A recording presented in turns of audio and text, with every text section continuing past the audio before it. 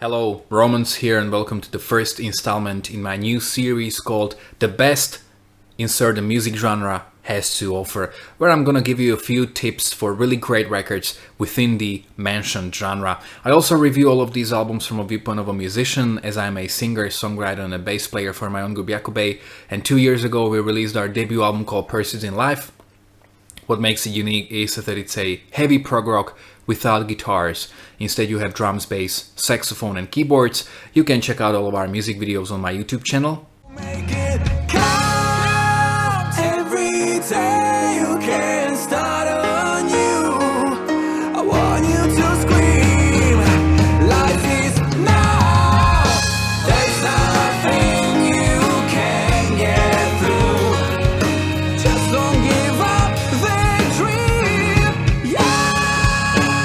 And in the description of all these videos you will find all the information about where is the record available. It's available on all digital platforms like Spotify, Tidal, Deezer, iTunes, Amazon, Bandcamp, but also in this digipack version of a CD with a very beautifully illustrated 20 pages long booklet. So in case you want one, all you need to do is contact me via email, on Facebook or on Instagram, or you can get one through Bandcamp. And today I'm going to recommend to you some really great albums within AOR. Music review. Music review. I was actually thinking about doing retrospective reviews for quite some time, so basically like reviewing the best albums I've ever heard, most of which came out a long time ago. But rather than reviewing them individually or separately, I just thought that this platform or this series may actually spread the world better, and it may be just better for exposing these records, if you will. So I was thinking about doing like the best prog rock has to offer, or prog metal, alternative rock, glam rock, hard rock, pop rock, whatever. But the first video is going to be about AOR. If you watch my videos, you know that I love 80s, and I have this soft spot for AOR, which basically means adult-oriented rock. And some of the best albums I've ever heard were released within this genre. Also, I do have to say, and also if you watch my videos, you know that I kind of try to stay away from modern AOR bands, so the bands in like last 20 years, because most of them just, they kind of suck. You know, it's all, there's no originality, it's all recycled ideas. You know, it's the best example of Heard It All Before syndrome. Also, the digital production is just horrible. But there are so many great records that were released in the 80s and early 90s, because for me personally, the 80s ended in 1992. And also, when I mention AOR, probably the first bands you would think of are Journey, Toto, Foreigner, Survivor, Starship. But I'm not gonna mention these bands, even though they really released some of the best albums within the genre. These bands were the popular ones, they were the successful bands. They usually deserve a list of their own, so I already made worst to best of Toto. I'm planning on doing one for Journey and Survivor. But in these videos, I will mainly recommend really fantastic albums by bands that were not really that successful and that famous. Also, I decided to limit these videos to 5 albums maximum, so I'm never gonna give you more than 5 albums, ideally around 4. So let's start with today's tips. I'm gonna start with the British AOR band Heartland and their self-titled debut album from 1991. Now, if you have watched my Halloween Worst to Best, you know that Chameleon from Halloween is not only one of my all-time favorite, if not the most favorite album of all time, it's also the album with the best sound I've ever heard. You can't literally have any better sound than that. But there are other records with equally great production, and the debut album from Heartland is just that. If I think about his record, I actually have it on LP and on CD, both of which are almost impossible to get. I bought it on eBay, but I don't really think the band benefited in any way from me purchasing it, but you know, collector's urge, I guess. But anyway, this album, just in terms of the musicianship, production, sound, songwriting, vibe, atmosphere, it's perfect. Like, I can't imagine anything better than this. This is one of the best albums I've ever heard. And actually, I think I read somewhere that the band wasn't very satisfied with the production. I'm like, that's crazy. Yeah. Okay, so let's look at this album. It opens up with the track Teach You to Dream. I remember I think I was like 17 when I heard this album for the first time. And I really love this contrast between more mellow, atmospheric verses and that big melodic chorus.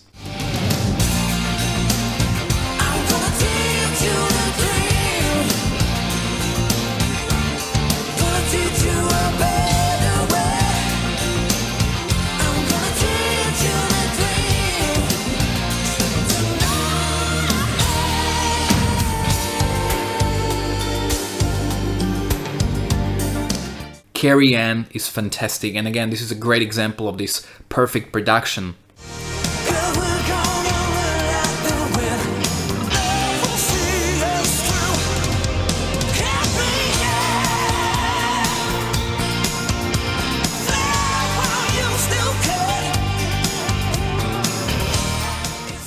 Don't Cast Your Shadow is beautiful with that piano and with those gospel female vocals. The songwriting is just unbelievable. Don't cast your shadow over mine.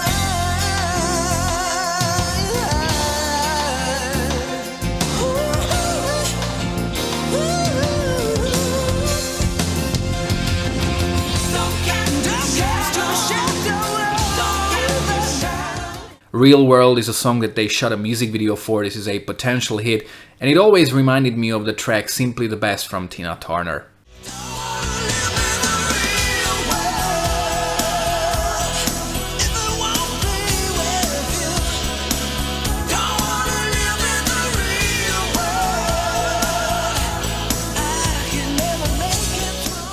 Then we have acoustic and intimate Fight Fire with Fire.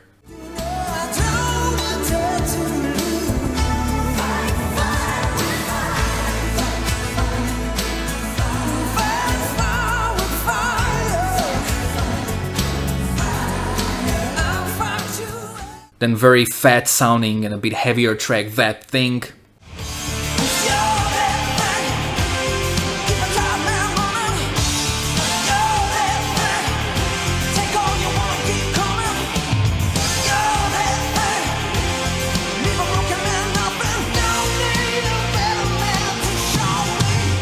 Walking on Ice is another great track, and I love that crispy clear piano in the chorus, and also that really heavy part after the second chorus is just so heavy emotionally.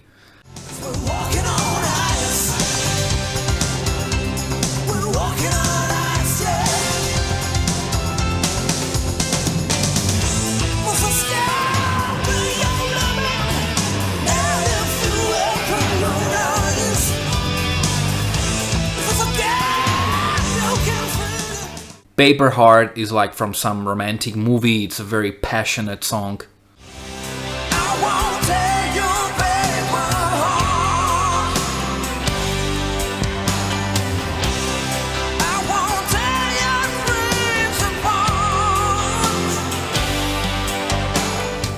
Paradise is so groovy, and even though the singer on this album is phenomenal and every musician is just like absolutely amazing, I do have to give some credit to the drummer and the bass player. Their feels and everything they play is just unbelievably fantastic.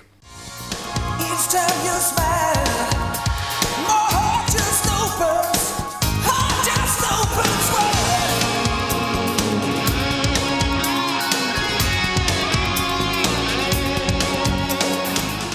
And the final track on the album is the uplifting Promises.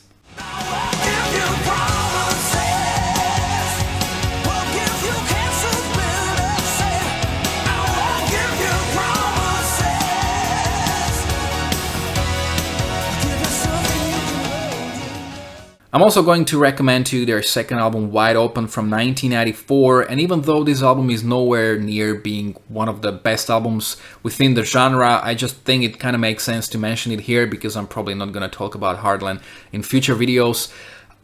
Basically, this album is made of demos, so the production is, of course, worse than on the first album because they are just demos that were supposed to go on their follow-up record, and for whatever reason, it just didn't happen. And even though there are a few forgettable tracks, there are also some really good ones, and generally this is a pretty decent AOR album. For example, Give Me a Reason is a really great song. Give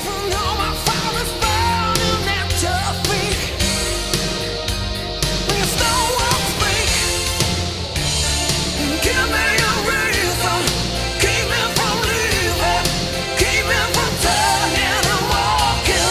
Also Losing to Love. I'm looking back to the nights when I was losing so much sleep. Am I losing to love?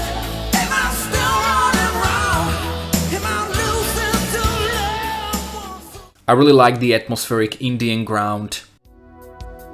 What just the black smoke rises? There's another way of life to dust. You can never meet the white man's words with trust. Turn day to night, turn full. When I'm With You is a fantastic track. Just when I'm with you, every day gets easier. And it's all that I can do. And one of the most memorable tracks is also Try Me. Try me, you can always tell me. But first you gotta find me, 'cause I won't take no more. So a very logical question you may have with all of these records that I recommend is, okay, what about the rest of their discography? What about the other albums? So when it comes to the Heartland, I've listened to the remaining 3 albums they released in the 90s and 1 album from 2000. And quite honestly, I can't really remember those albums. They were mostly forgettable. Of course, it's been like 10 years. Maybe my opinion would be a bit different if I revisited them. But the impression I was under was that I just don't really want to revisit them. And also the big problem with Heartland was that after the first album, the band was basically reduced to its core, the singer and the guitar player, who were the lead songwriters, but I think the band suffered a lot from this. And basically the two of them were sort of carrying the band, but like the third album, I remember it had like a drum machine and the production just sounded, it was really bad and very cheap sounding. And basically somewhere along the way, they transformed from being an AOR band to being more of a hard rock band, which is something that many of their fans criticize. But quite honestly, I'm not that familiar with the rest of their discography, so in case you are a Heartland fan, you can let me know your opinion. Maybe let me know which records you think I should revisit or whether I should revisit the rest of their discography. So let me know that in the comment section below. Another band I'm going to mention is Dare from, again, Britain. All of the bands I'm talking about today are from Britain. And this was a band led by Darren Wharton, if I pronounced him right, and he was the keyboard player in Thin Lizzy.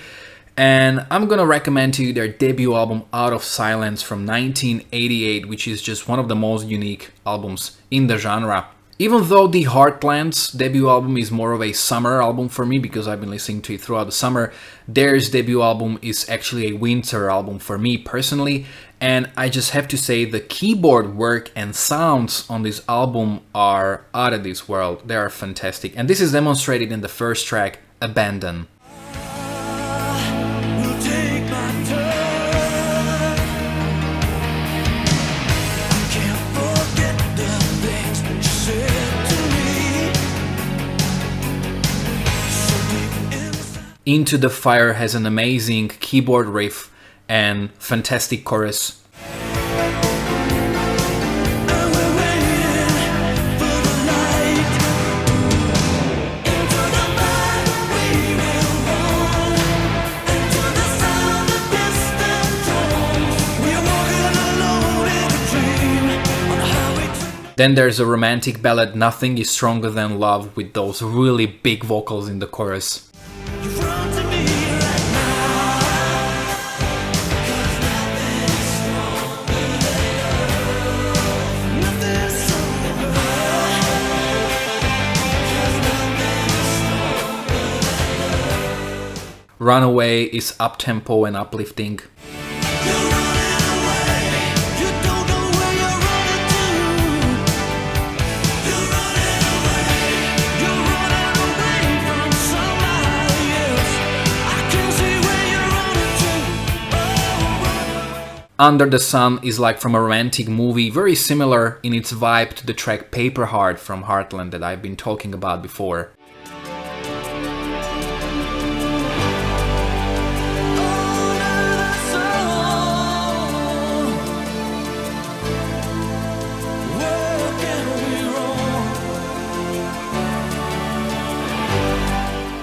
The Radiance has some Celtic folk influences that would become a much more dominant part in their future releases. We never see the sun no more. I guess we never will. Yeah, we'll always be tomorrow. King of Spades has a powerful chorus. Again, the songwriting here is just top-notch. And I know you. I can see how long you waited by your eyes. And we got so far to go to the rise. Then the hard rock song Heartbreaker. Actually, my wife, when I was listening to this album, she was like, "Is that Rock You Like a Hurricane?" Yeah, there's a little bit of a similarity here, but I think that this song adds to the variety of the record. Just when you think she's blowing you, she's gonna break your heart. She's walking away. Can't believe she's gone. Return the Heart is another great song. And is it any wonder the ocean's so wide? How will we take this heart? And the album has a great closer, Don't Let Go. Let go. 'Cause I can't follow you tonight. I can't follow you. I see you go.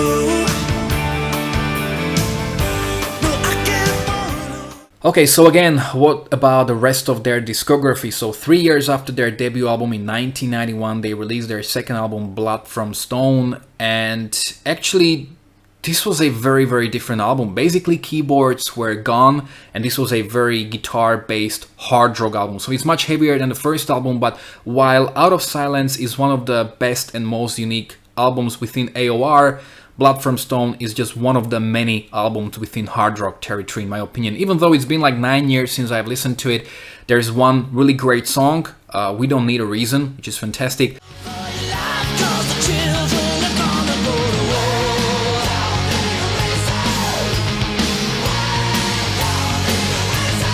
Don't need no reason.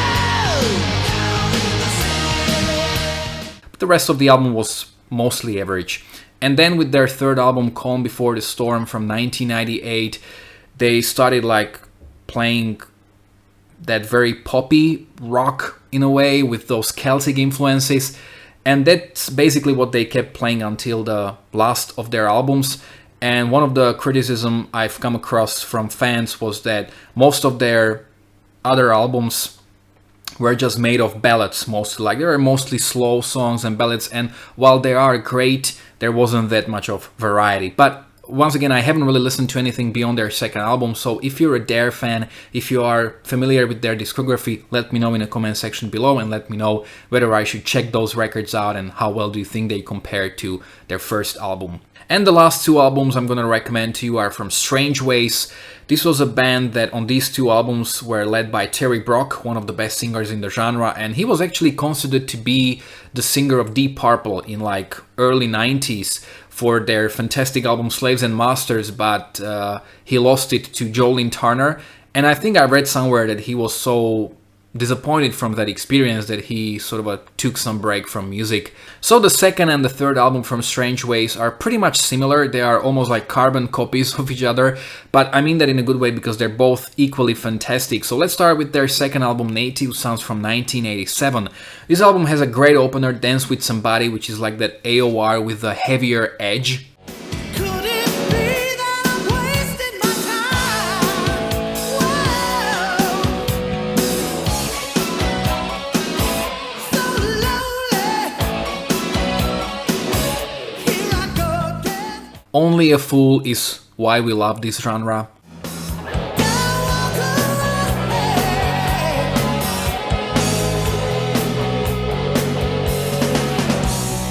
Only a fool would say love will not survive. So Far Away is probably my favorite track on this album, and I love in the verses we have this one, it's like accent before the beat, and it's just such a strong moment, you know. It's a minor detail, but it makes the song so memorable for me.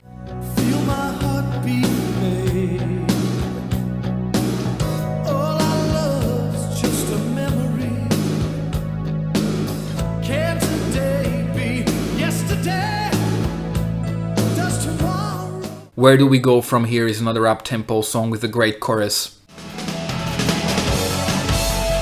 Where do we go from here? Is there nowhere left to turn? So many times I've reached for you, but there's no one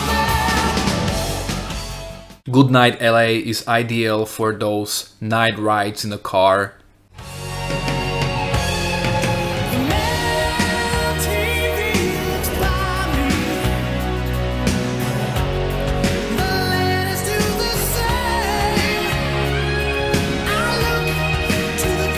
Empty Street is like from GTA Vice City. Never surrender the will to survive.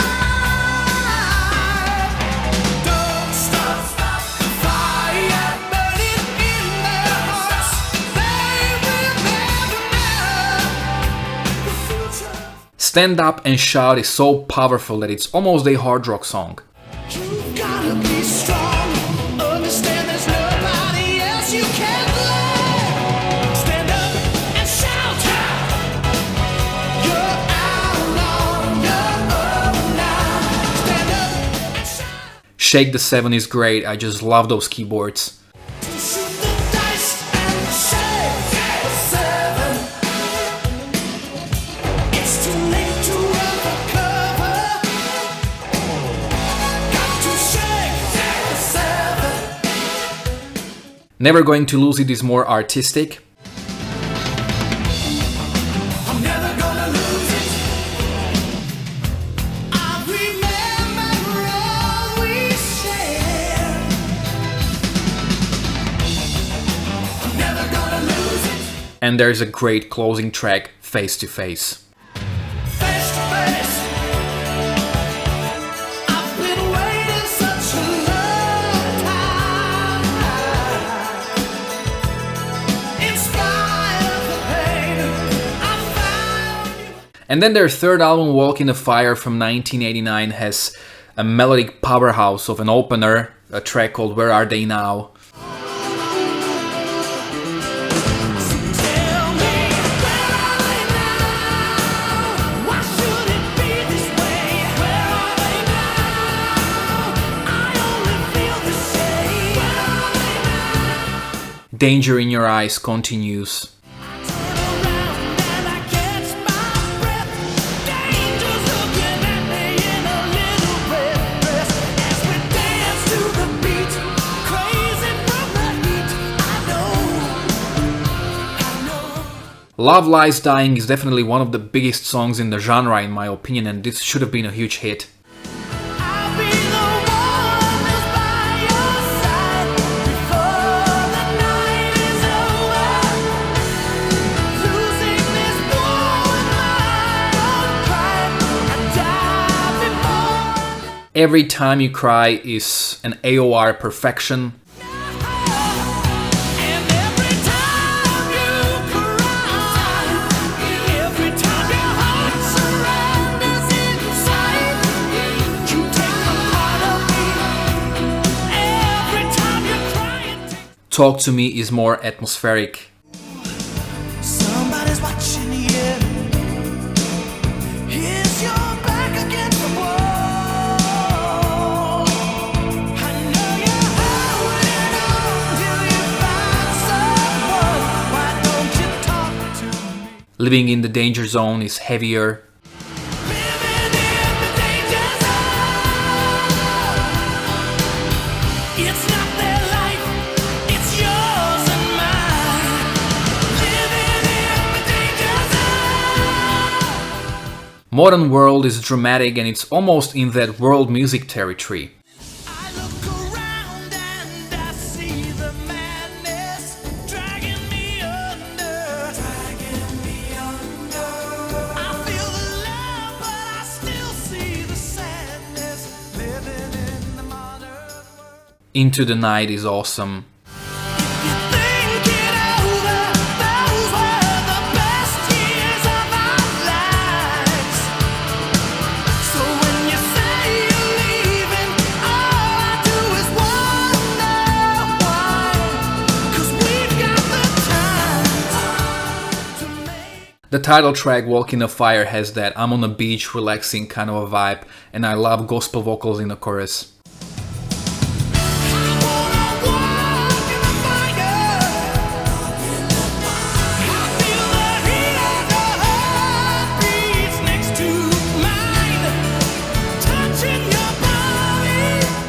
And After the Hurt Is Gone is a beautiful, romantic closer of the album.